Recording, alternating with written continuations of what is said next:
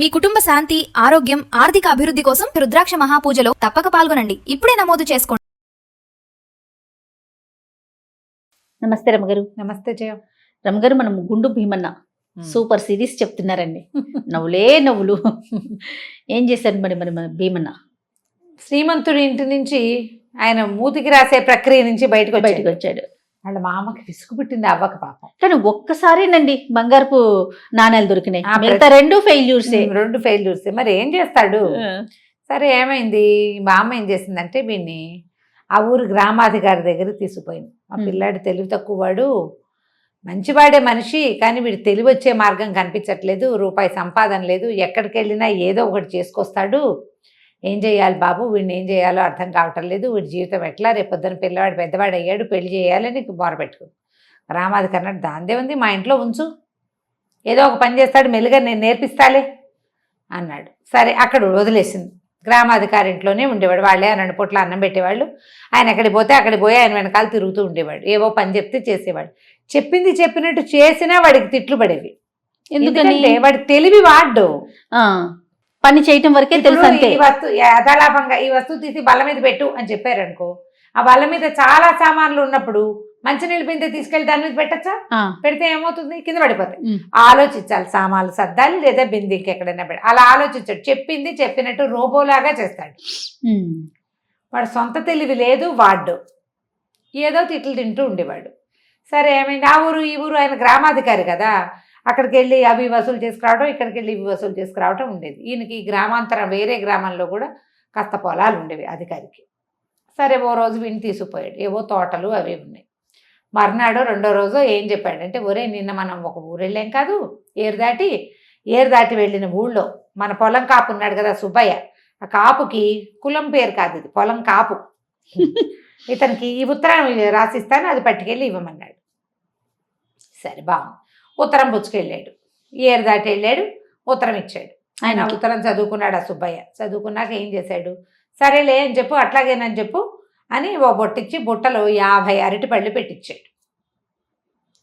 ఈ పళ్ళు తొందరగా పండుతాయి, ఎర్రబడితే పండినట్టు, పండాక నిలవండవు, ఎర్రబడగానే తినేయాలని చెప్పానని అయ్యగారికి చెప్పు అని చెప్పాడు.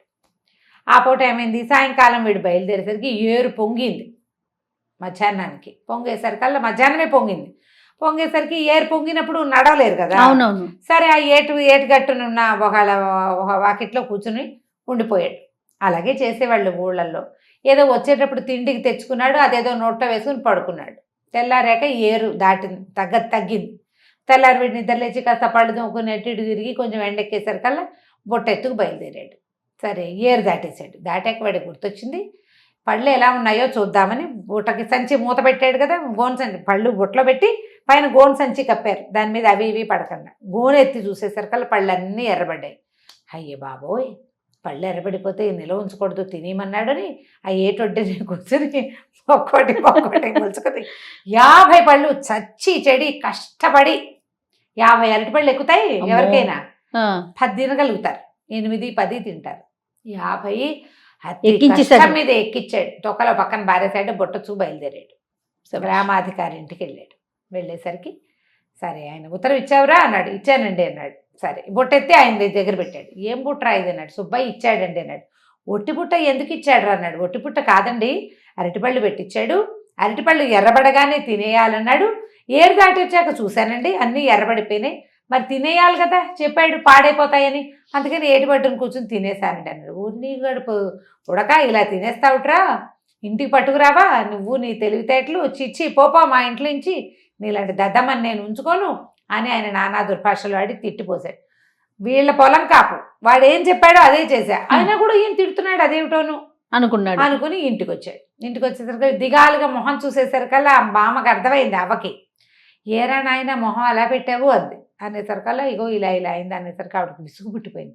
ఛీ వేదవా, ఈ జన్మకి నీకు బుద్ధి రాదు, కట్టెలు కట్టుకుంటూ గడుపు అంతే, ఇంకా నువ్వు దానికే పనికొస్తావు అని తిట్టింది. మరి ఏ జన్మలో వస్తుంది నాకు బుద్ధి అని అడిగాడు. వచ్చే జన్మలో వస్తుందిరా అంది ఆవిడ. వచ్చే జన్మ ఎప్పుడు వస్తుంది బామ్మ అన్నాడు. అవ్వ ఏం చెప్పిందంటే, చచ్చాక వస్తుంది వెదవా అని వెళ్ళిపోయింది. తిట్టేసింది ఆవిడ కోపంలో. ఇప్పుడు చచ్చటం ఎలాగా తొందరగా చచ్చిపోతే కాదు వచ్చే జన్మ వచ్చేది. వచ్చే జన్మ వస్తేనే బుద్ధి వస్తుంది మనకి. ఓకే. రోజు దాని మీద తొందరగా చావు రావాలని ఎదురు చూస్తూ ఉండేవాడు. కట్టెలు కొట్టుకు రావడానికి వెళ్ళేవాడు. కట్టెలు తెస్తే బామ్మ ఇంట్లో వంట చేసుకునేది.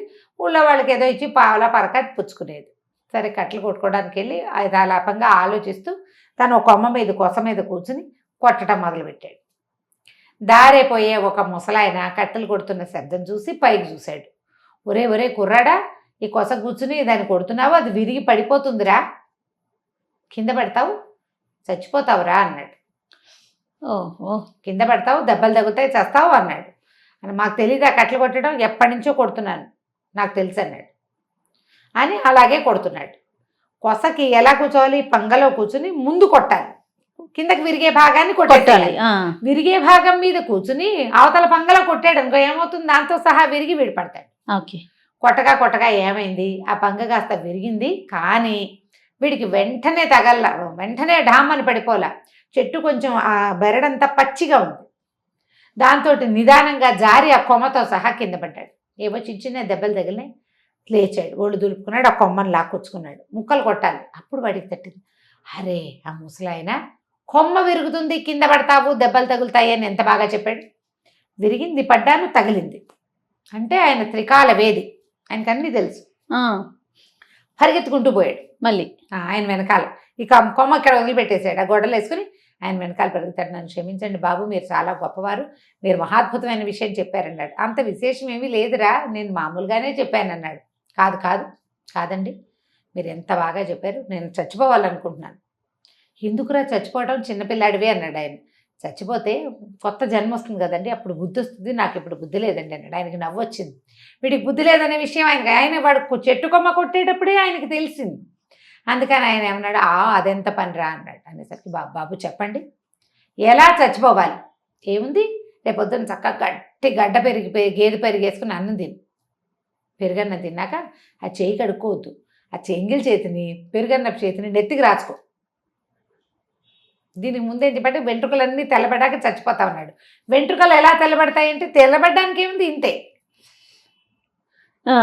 తెల్లబడాలి. తెల్ల కావాలంటే ఏం చేయాలి, ఏదో ఒకటి రాసుకోవాలి. అందుకని పొద్దున్నే గడ్డ పెరుగు గేదె పెరుగు వేసుకుని తిని, గేదె పెరుగు తెల్లగా ఉంటుంది కదా, ఆ తెల్లటి పెరుగన్నప్పుడు చేతిని నెత్తికి రాసుకున్నామంటే చుట్టూ తెల్లబడుతుంది, అప్పుడు చచ్చిపోవచ్చు అన్నాడు. ఆయన నవ్వుకుంటూ పోయాడు. పిల్లాడికి సరదాగా చెప్పాడు. సరే వీడి ఇంటికి వెళ్ళిపోయి కట్టెలు మోసుకుపోయాడు. ఇంటికి వెళ్ళి ఆ కట్టెలు మా అమ్మ కప్ప చెప్పేసి, అవ్వ రేపు పొద్దునే నాకు మంచి గట్టి గేదె పెరుగు కావాలి, ఎంతో బాగుంటుంది తెల్లగా, అది కావాలన్నాడు. అనేసరికి ఈవిడ పూర్లే వెదవకి రుచులు కూడా తెలిసావు ఇన్నాళ్ళును, అది అయినా తెలిసింది అనుకుంది ఆవిడ. అలాగే నాయన అని చెప్పింది. సరే రాత్రి ఎవరింటికో చెప్పి అడిగి కాసిన గేదె పాలు పోయించుకొచ్చింది, తోడు పెట్టింది. పొద్దునే గట్టి గడ్డ పెరుగు గేదె పెరుగు తోడుకుంది. వీడేం చేశాడు, అవ్వ ఏదో పొలం పనిలోకి వెళ్ళిపోయింది, వీడు అన్నం కలుపు తిన్నాడు. తిన్నాక పెరుగన్నపు చేతిని నెత్తికి రాసుకున్నాడు. చిన్న అద్దం పెంకుంది వాళ్ళ ఇంట్లో. చూసుకుంటే అక్కడక్కడ తెల్లగా కనపడింది. నా జుట్టు తెల్లబడుతోంది, ఇక నేను చచ్చిపోవడమే తర్వాయి అనుకున్నాడు. నేను చచ్చాక నేను ఇంత భారీ లావుపాటి మనిషిని, అవ్వ పాపం మనకి మన గుంట ఎలా తవ్వుతుంది, గుంట ఎవరితో తవ్విస్తుంది, డబ్బులు లేవు మన దగ్గర. అందుకని ఏం చేశాడంటే కొంచెం ఊరు చివరిగా పోయి పెద్ద గొయ్యి తవ్వుకున్నాడు తన్ని పాతి పెట్టడానికి. తర్వాత అనిపించింది, చచ్చిపోయాక ఇంటి దగ్గర చచ్చిపోతే అవ్వ ముసలి తినని ఏం మోసుకొస్తుంది ఇక్కడ దాకా, అదేదో ఇక్కడే చచ్చిపోతే సరిపోతుందని నా గుంట్లో పడుకున్నాడు. తవ్వి పక్కన పెట్టాడు కాదు మట్టి, చేతులతో లాక్కున్నాడు. చేతుల దాకా లాగిన తర్వాత పై దాకా ఇలా చేతులు లోపలికి పోయాక ఎట్లా లాగుతాడు, అది చూస్తున్నాడు. చూస్తుంటే దారైపోతున్న ఒక కుక్క వచ్చింది, అటు తిరిగి పెరుగు వాసన వస్తోంది వీడి దగ్గర. అది వచ్చి వీడి దగ్గరికి తల మీద ఉన్న పెరుగంతా నాకేసింది శుభ్రంగా. వాడి నెత్తి మీద పెరుగంతా రాసుకున్నాడు. అయ్యో కుక్క నేను చచ్చిపోయాను అనుకుని నాకేస్తుంది, పిచ్చిముండ దీనికి తెలియలేదు. దానికి తెలియలేదు. దారిలో ఏమైంది, అదేమో కొంచెం ఊరు బయట కదా, ఒక వ్యాపారస్తుడు, ఒక నూనె వర్తకుడు, ఆయన ఒక గుర్రం మీద వ్యాపార పని చేసుకుని సామాన్లు ఏవో పట్టుకుని వస్తున్నాడు. వస్తూ చూశాడు. చూసేసరికల్లా ఇక్కడ ఎవరో కనపడ్డారు. వీడేం చేశాడంటే ఆయన పిలిచాడు. తను చచ్చిపోతున్నాడు, చచ్చిపోయిన వాళ్ళు మాట్లాడకూడదు. ఓహో. అందుకని ఆయన సైగ చేసి పిలిచాడు, తాలాపాడు. ఆయన ఊపేసరికి ఆయన ఏమనుకున్నాడు, అయ్యో ఎవడో పాపం ఏం పాపం చేశాడో, ఏదో తప్పు చేశాడు, అందుకని వీడికి ఇలాంటి శిక్ష వేశారు అనుకున్నాడు. ఆయనకు సైగ చేస్తున్నాడు, మట్టంతా నా మీద కప్పు అని. ఆయనకు అర్థం కావటంలా. బాబు ఏం తప్పు చేసావురా, ఇలాంటి శిక్ష వేశారు నీకు అన్నాడు. మట్టి కప్పు కప్పు తలకాయ ఊపుతున్నాడు, ఈ మట్టి ఇలా నా మీద అని తల ఊపుతున్నాడు. ఆయనకు అర్థం కావటంలా. సరే ఇక విసుగు పెట్టి మట్టి కప్పవయ్యా నా మీద అన్నాడు. ఎందుకు మట్టి కప్పటం అన్నాడు ఈయన. అనేసరికి చచ్చిపోయాను నేను, నన్ను ఎత్తంత తెల్లగా అయిపోయింది చూడు అన్నాడు. నెత్తి తెల్లగా ఉంది, చిన్నపిల్లాడు వాడు, 20 ఏళ్ళు ఉంటాయి.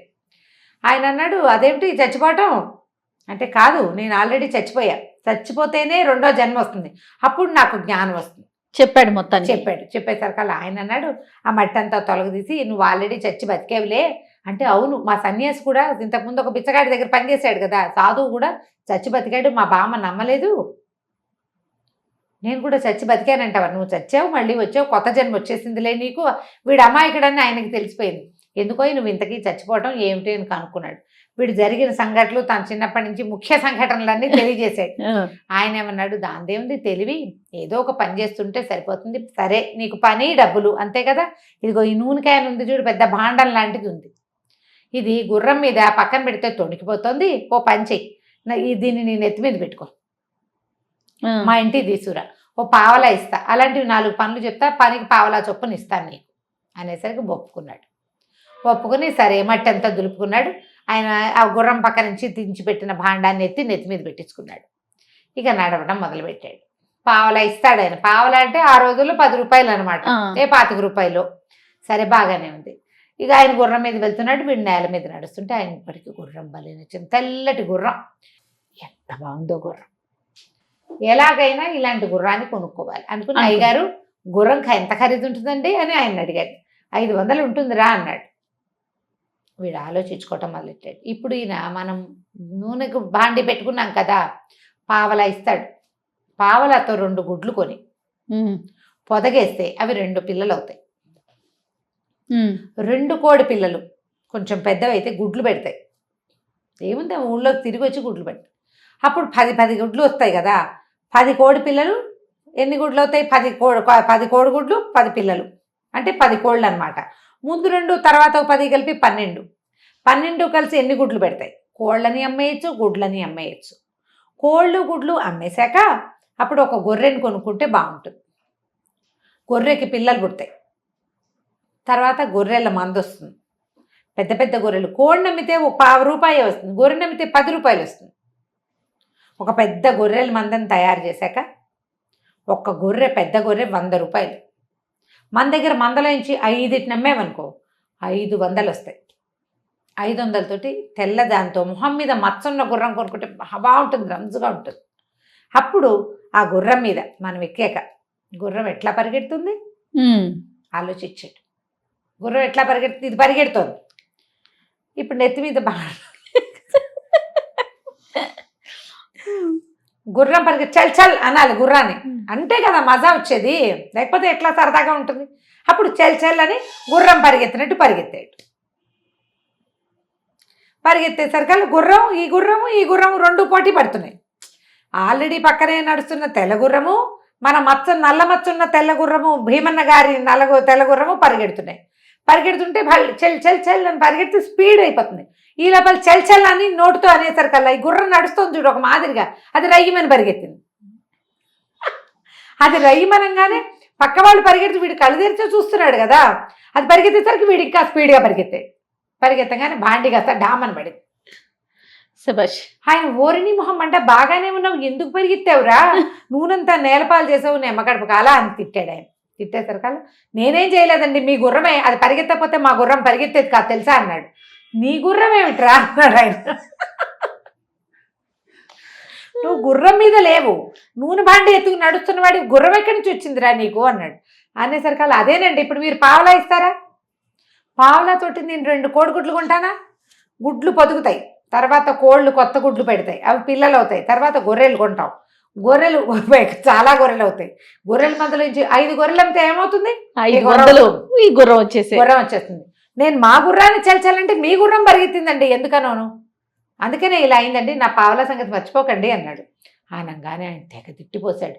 ఇంత నూనె వృధా చేసావు, నీ దగ్గర నుంచి ఆ డబ్బులన్నీ ఎలా వసూలు చేస్తానో చూడు, పావలా ఇస్తానా నీకు, పని చేసుకుంటాను కానీ నీతో, పద మా ఇంటికి వెళ్ళిపోదాం అని ఇంటికి తీసుకెళ్ళాడు.